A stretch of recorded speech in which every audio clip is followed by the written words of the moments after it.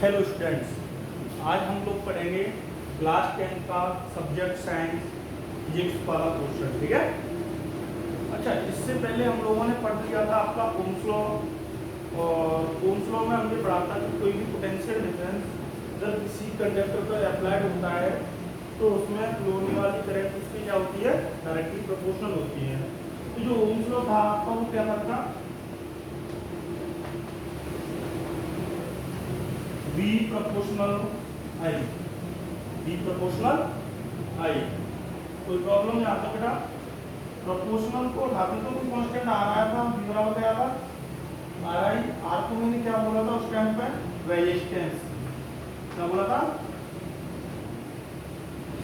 Resistance. क्या बोला था मैंने आपको? रेजिस्टेंस। रेजिस्टेंस को मैंने आपको बताया था कि इसकी ऐसा यूनिट ओम होती है। क्या होती है? ओम। इसको हम किससे रिप्रेजेंट करते हैं? ऐसा यूनिट क्या होती है रेजिस्टेंस की? ओम। इसको हम इससे रिप्रेजेंट करने के लिए डिनोट करते हैं। इसके बाद मैंने आप लोगों को बताया था कि रेजिस्टेंस इसको फॉर्मूला क्या होता है रेजिस्टेंस का, R = V/I। ठीक है। अच्छा, नेक्स्ट बताया था कि रेजिस्टेंस किसी कंडक्टर का रेजिस्टेंस किस किन बातों पर डिपेंड करता है। तो the resistance of a conductor depends on the length of nature of material and temperature of the conductor. ठीक है। मैंने आप लोगों को ये कल बताया था, तो थोड़ा मैं आपको बता दूं कि रेजिस्टेंस किस किन बातों पर डिपेंड करता है। आप उसको भी देख लीजिए, इंपोर्टेंट पॉइंट में आप उसको देखें। आज की क्लास का इंपोर्टेंट पॉइंट यहीं से स्टार्ट करा रहा हूँ मैं। ठीक है। तो रेजिस्टेंस के बारे में थोड़ा इंपोर्टेंट है इसलिए बता रहा हूँ मैं आप लोगों को। जैसे बताया था लास्ट क्लास में आप लोगों मैंने, the resistance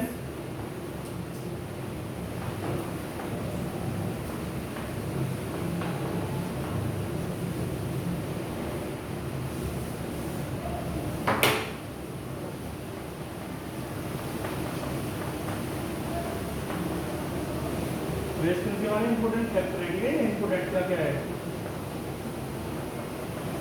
the resistance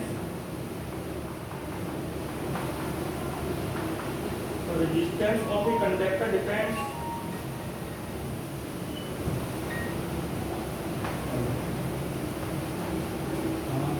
the resistance of a conductor depends on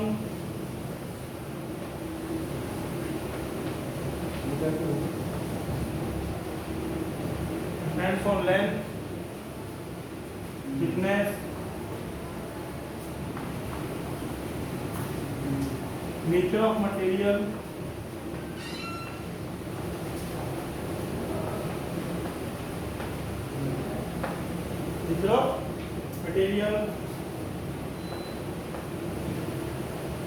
और and temperature।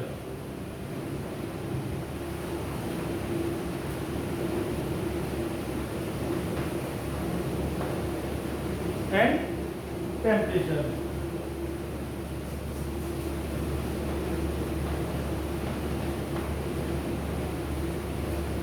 of the conductor।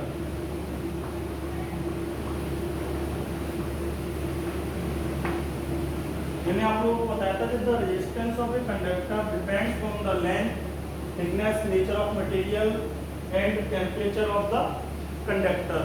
तो ये किस किस पर डिपेंड करता है?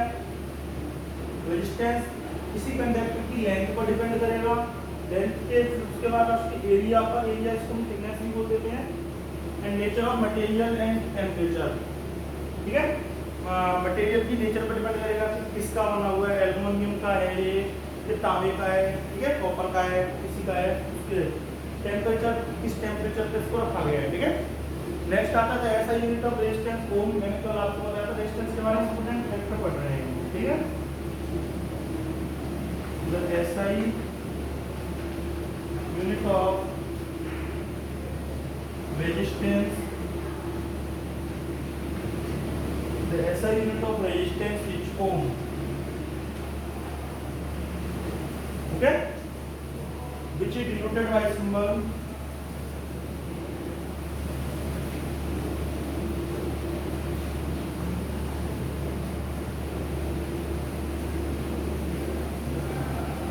which is denoted by symbol omega. इसको हम ओम लिखते हैं, ठीक है। नेक्स्ट इसका फॉर्मूला क्या था, R equal to V upon I। ये हम लोगों ने पढ़ लिया था, ठीक है। मैं यहाँ केवल आपको रिवाइज कराया है। तो मैं यहाँ पे अगर करंट का फॉर्मूला निकालूं तो करंट का फॉर्मूला क्या निकलेगा, I equal to V upon R। कोई प्रॉब्लम यहाँ तक आपको। इसके बाद आती है कि ओम है तो ओम की कोई ना कोई डेफिनेशन होगी, तो मैं आपको दिखाता हूँ 1 ओम की डेफिनेशन क्या होती है, वो आपको लोगों को भी बताता हूँ, ठीक है।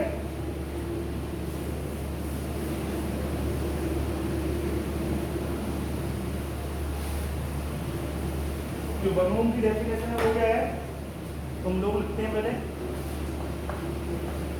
1 ओम की डेफिनेशन क्या आएगी, तो 1 ohm is the resistance of a conductor. 1 ohm is the resistance of a conductor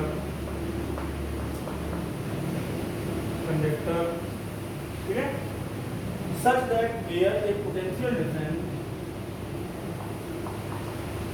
such that where a potential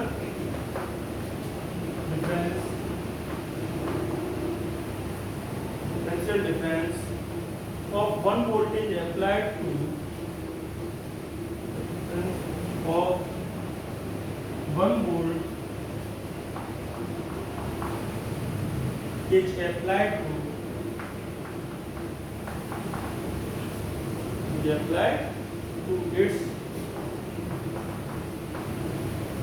its ends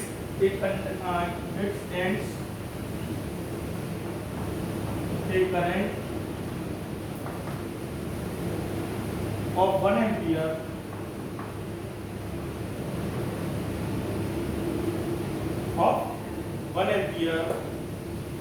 flow through it,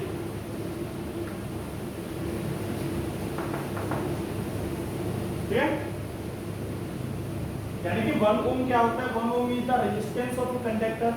1 ohm किसी कंडक्टर का रेजिस्टेंस है, वो जब कब निकलता है, such that where a potential difference of 1 volt, जब उसका पोटेंशियल डिफरेंस कितना है 1 volt is applied to its end, जब उस कंडक्टर के एंड्स पर हम पोटेंशियल डिफरेंस 1 वोल्ट अप्लाई करते हैं, a current of 1 ampere flow through it, तो उसमें कितना करंट फ्लो होता है बेटा 1 एम्पियर, तो उन दोनों का जो रेशियो होता है ना, वो क्या कहलाता है आपका 1 ओम। इसकी डेफिनेशन क्या आएगी 1 ओम, ओके। कॉपी करो आप इसको। इसके बाद हम इसके कुछ क्वेश्चन बनाते हैं, क्या पहले उससे पहले ग्राफ पढ़ते हैं। क्या पढ़ते हैं, ग्राफ। थोड़ा मैं ग्राफ बता देता हूँ कि इसका ग्राफ कैसा आता है बस, ठीक। पहले क्वेश्चन लगाते हैं। तो क्वेश्चन नंबर 1 देखते हैं क्या आता है, जो आप पढ़ेंगे। क्वेश्चन नंबर 1 है potential difference between 2 points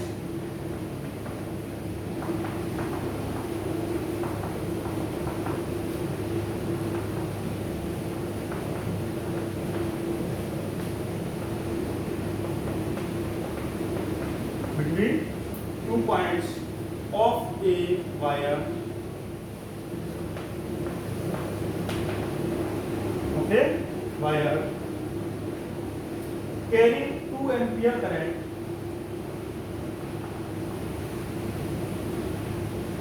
carrying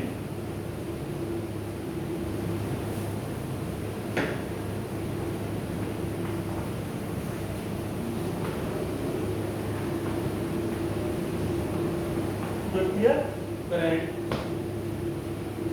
is 0.1 volt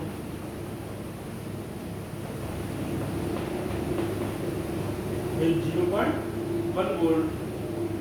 Calculate the resistance between their points. Calculate the resistance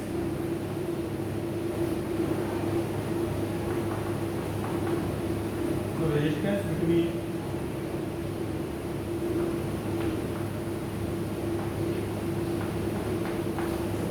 these point.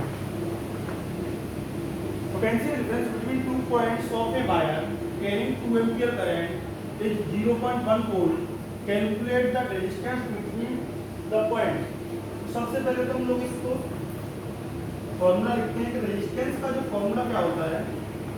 तो रेजिस्टेंस इक्वल टू क्या होता है, पोटेंशियल डिफरेंस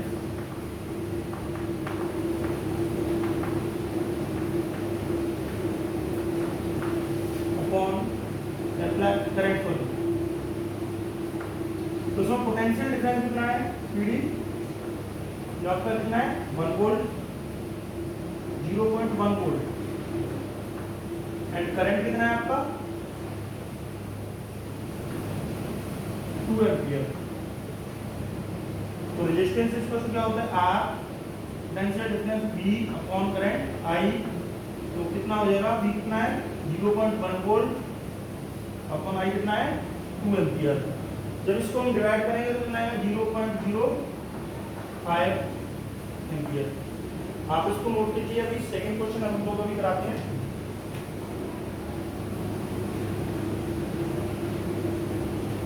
नेक्स्ट क्वेश्चन क्या है वो भी देखते हैं हम लोग।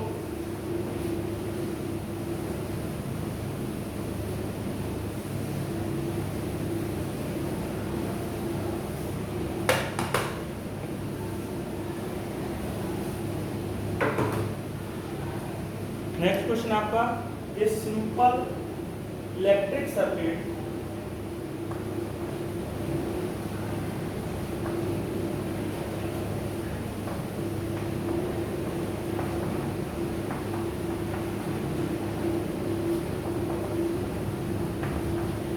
इलेक्ट्रिक सर्किट है 24 वोल्ट बैटरी है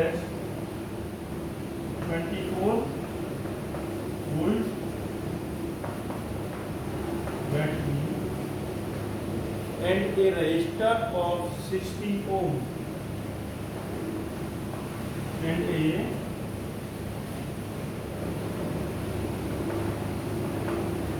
रजिस्टर of 60 ohm। ठीक है, what will be the current in the circuit?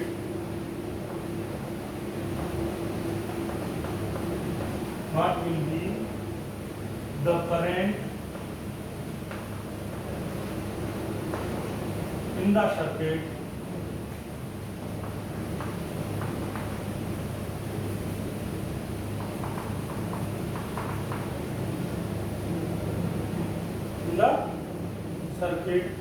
the resistance of the connecting wire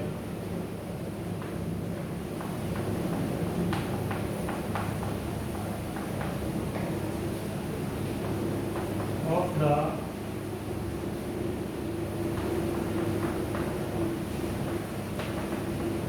connecting wire is negligible।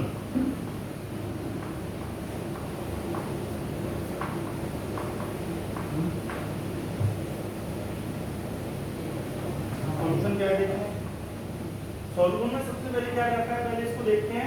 ये सिंपल इलेक्ट्रिक सर्किट है 24 वोल्ट बैटरी। कोई भी एक सिंपल सर्किट है मेरा इलेक्ट्रिक सर्किट, उसकी जो बैटरी है वो कितनी वोल्ट की है 24 volt and a resistor of 60 ohm. तो उसमें जो रेजिस्टेंस लगा हुआ है वो कितने का है 60 ohm. What will be the current in the circuit? उस सर्किट में कितना करंट है? The resistance of the connecting wire is negligible. जो उसके सर्किट को जोड़ने वाले वायर्स हैं जिसको बोलते हैं हम कनेक्टिंग वायर, उनका जो रेजिस्टेंस है वो क्या है नेग्लिजिबल। किसकी रेस्पेक्ट में 60 ओम के रेस्पेक्ट में। ओके, नेग्लिजिबल का मतलब ये नहीं होता कि जीरो, मतलब कुछ ना कुछ जीरो के लगभग पॉइंट कुछ ना कुछ होगा। ठीक है, बहुत कम होगा। तो लिखते हैं पहले, सबसे पहले पोटेंशियल डिफरेंस कितना है, V कितना है 24 volt. Next a resistor of 60 ohm, और R कितना है इसका 60 ओम। तो आप ऐसे लिख दो। फाइंड क्या करना है, करंट आपको सिंपल सा आप लोगों ने भी पढ़ा होगा कि I इक्वल टू क्या होता है V अपॉन R। I कितना है 24, R कितना है 60। दूसरे तरीके से इसको 20 बार तो 30, 12/30 कर दो 2 से 6, 2 गुना 15, 3 से कर दो उसको 2 बार, उसको 5 बार, तो 2/5 आया। 2/5 को बोलो 0.4 एम्पियर ना क्या आएगा, करंट आएगा। ओके, इस क्वेश्चन का आंसर क्या आएगा, 0.4 एम्पियर। नोट करो आप इसको।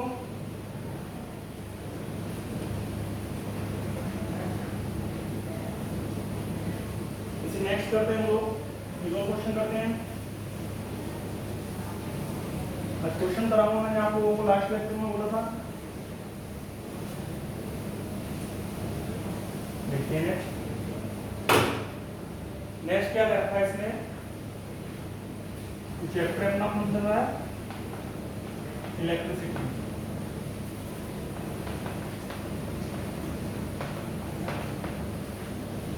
पार्ट 6, ठीक है।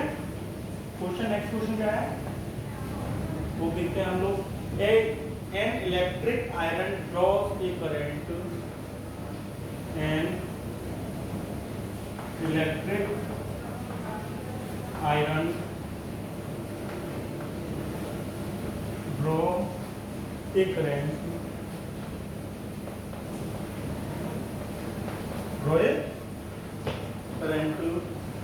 of 3.4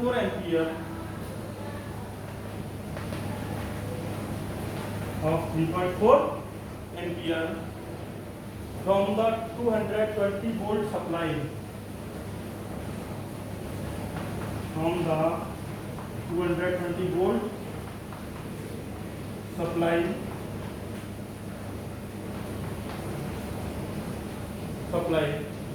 line.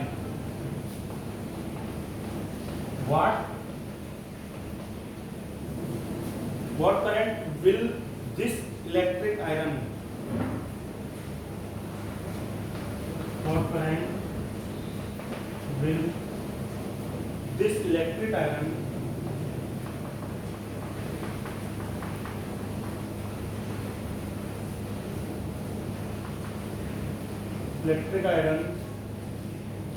draw when connected to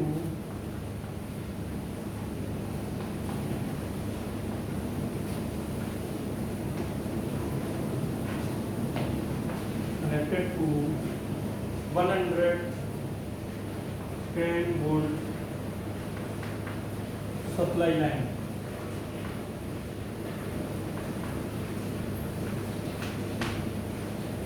solve करते हैं जल्दी को। तो इसमें क्या रखा है ना, सबसे पहले क्या था इसमें, N electric iron draw a current of 3.4 ampere. किसी एक इलेक्ट्रिक आयरन में जो करंट फ्लो किया जाता है वो 3.4 एम्पियर किया जाता है फ्रॉम द 220 वोल्ट सप्लाई। तो उसकी जो सप्लाई है वो कितनी दी जाती है, पहले 220 volt. What current will be this electric iron, फिर वो कहता है कि कितना उस इलेक्ट्रिक आयरन को करंट दिया जाए, कितने पोटेंशियल डिफरेंस पर। जो सप्लाई लाइन उसकी कितनी कर दी है, 110 वोल्ट। तो देखते हैं, फर्स्ट ऑफ ऑल इसको ऊपर सॉल्व करेंगे। इसमें इतना करंट है, फर्स्ट ऑफ ऑल किसी करते हैं हम, करंट कितना है आपका इसका 3.4 एम्पियर, एंड उसकी सप्लाई लाइन कितनी है, सप्लाई लाइन में तो वोल्टेज कितना है 220 volt. What current will be this electric iron, तो सबसे पहले इसका रेजिस्टेंस निकालते हैं। तो रेजिस्टेंस इक्वल टू होगा V/I, V कितना है 220 वोल्ट अपॉन I कितना है 3.4, को बढ़ाओ कितना आएगा 10 ऊपर आएगा, ठीक है। नीचे आता है नीचे एक तो क्या पाएगा ऊपर। तो रेजिस्टेंस कितना है इसका 220 to 10 अपॉन 34, ओके। इतना ही छोड़ो, क्योंकि नेक्स्ट को क्वेश्चन करेंगे हम लोग, उसमें आपको उसमें कैलकुलेशन ज्यादा सॉल्व नहीं करनी पड़ेगी। नेक्स्ट क्या कहता है, what will be the current what will be this current this electric iron draw when connected to 110 volt supply. फिर नेक्स्ट क्या करा, जब उसने कितने वोल्ट से इसको ऐड कर दिया, मैं भी आप लोगों को समझाऊंगा, ध्यान से देखना। 110 वोल्ट कहने का मतलब क्या है कि वही इलेक्ट्रिक आयरन है, उसको पहले 220 वोल्ट की सप्लाई दी जा रही थी, तो जो उसमें करंट फ्लो था वो कितना था 3.4 एम्पियर। तो सबसे पहले तो मुझे उस इलेक्ट्रिक आयरन का पहले क्या फाइंड करना पड़ेगा, रेजिस्टेंस। तो मैंने जब रेजिस्टेंस फाइंड किया वो कितना है 220 × 10/34। कैलकुलेशन को सॉल्व नहीं किया मैंने क्योंकि इसमें मुझे थोड़ी हेल्प मिल जाएगी इससे। फिर उसने क्या कहा है कि उसी आयरन को 110 वोल्ट की बैटरी के साथ लगाया जाए, सप्लाई लाइन के साथ जोड़ा जाता है, तो उसमें कितना करंट फ्लो होगा। तो भाई सबसे पहले मुझे उसका रेजिस्टेंस पता होना चाहिए, किसका, उस इलेक्ट्रिक आयरन का।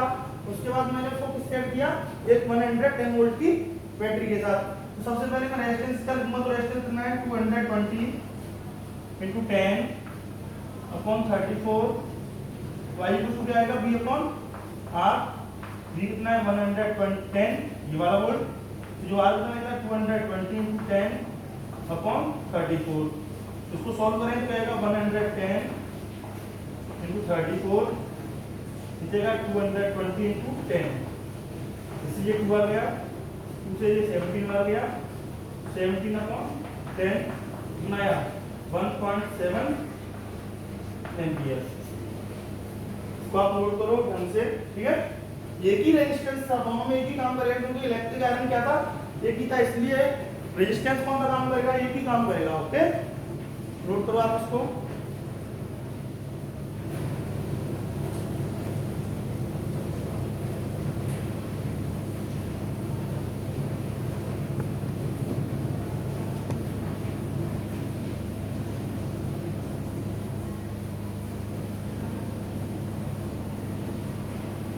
नेक्स्ट हम लोग पढ़ते हैं इसको,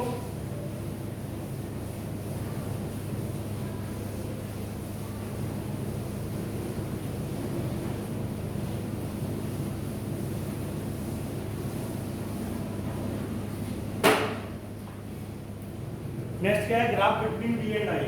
तो सिंपल है चीज, ध्यान से देखना, graph between B and I. B क्या है पोटेंशियल डिफरेंस, आई क्या है करंट।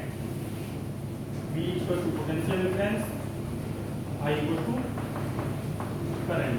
इधर देखेंगे तो जो होता है वो क्या होता है कि current is directly proportional to the potential difference. किससे बढ़ाता है, हमने ओम्स लॉ से। तो इसको हम लिखते हैं current is directly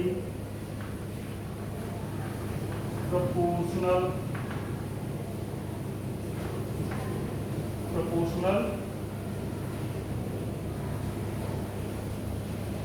to the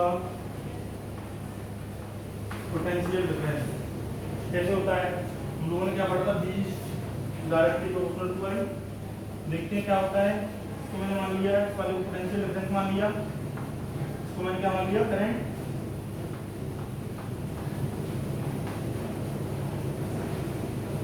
आई को V।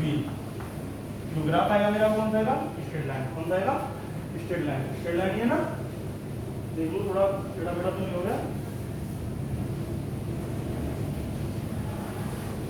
ये है स्ट्रेट लाइन। ठीक, यहाँ से मुझे क्या मिलेगा, रेजिस्टेंस फाइंड होगा। इससे नेक्स्ट क्लास में हम लोग रेजिस्टेंस के बारे में थोड़ा रेजिस्टिविटी और रेजिस्टेंस का फॉर्मूला निकालेंगे। ओके, तो आज के लिए इतना ही, थैंक यू।